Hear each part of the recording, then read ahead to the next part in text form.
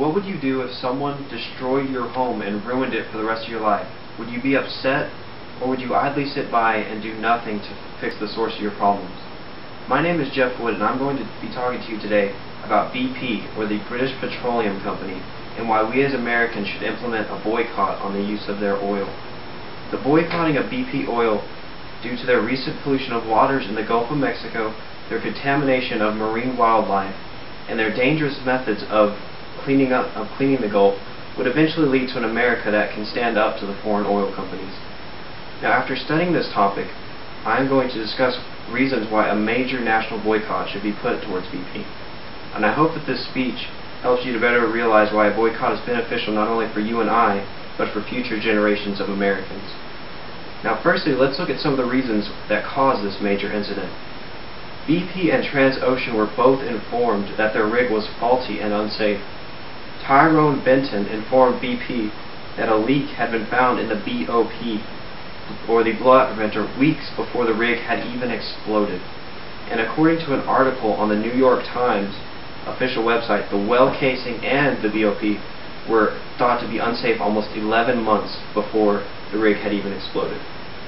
BP and Transocean's response to being warned about the BOP was to simply turn off the device instead of repairing it. Now, secondly, let's look at the actual rig explosion and its causes. On April 20th, 2010, the Deepwater Horizon rig exploded while drilling at the Macondo prospect. The rig's explosion was said to be from a blowout caused by a methane bubble shooting up through the rig's drill column. One of the believed causes of the explosion was due to the blowout preventer, previously warned by Tyrone Benton. The second believed cause, according to WSWS.com, is believed to be a failure of the cement outside the well, which was designed to prevent natural gas from moving up the bore and riser and into the rig.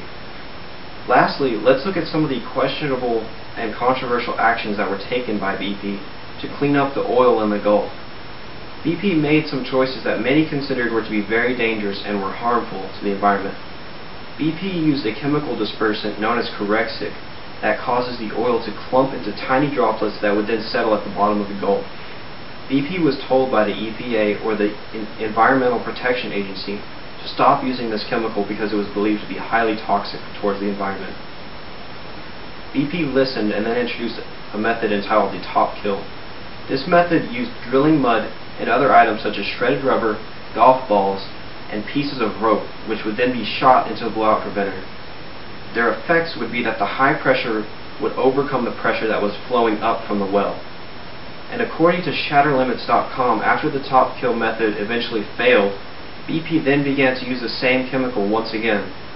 Not only was it believed to harm the microorganisms in the Gulf, but it was also said that BP workers were increasingly being hospitalized from symptoms such as vomiting, dizziness, difficulty in breathing, and other various ailments. Now, in conclusion, the boycotting of BP oil due to their recent pollution of waters in the Gulf of Mexico and their contamination of the oceanic wildlife and their methods of cleaning the Gulf would lead to an America that is not being brought down to its knees by the foreign oil companies.